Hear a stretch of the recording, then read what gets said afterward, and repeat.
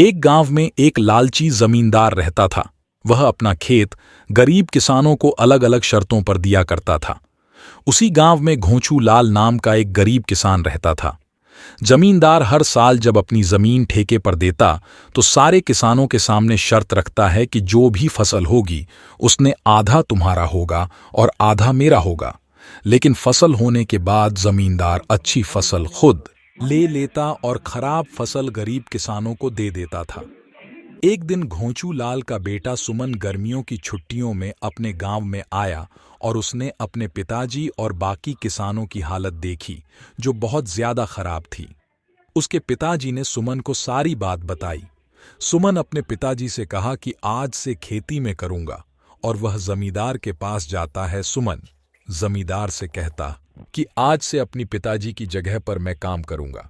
सुमन ने जमींदार से कहा, बताइए जमींदार जी, इस बार कौन सी शर्त है?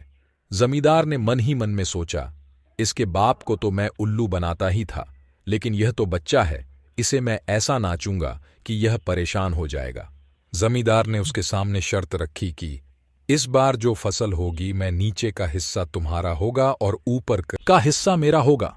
सुमन ने इसकी शर्त मान ली। 3 महीनों के बाद जब जमींदार अपना हिस्सा लेने आया तो सुमन ने कहा, लीजिए जमींदार जी, आप अपना हिस्सा ले लीजिए।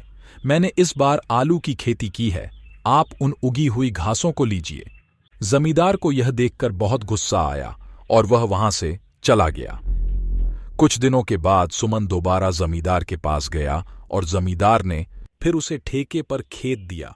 इस बार जमींदार ने शर्त रखी कि नीचे का हिस्सा मेरा होगा और ऊपर का हिस्सा तुम्हारा होगा। सुमन ने उसकी यह शर्त को मान लिया।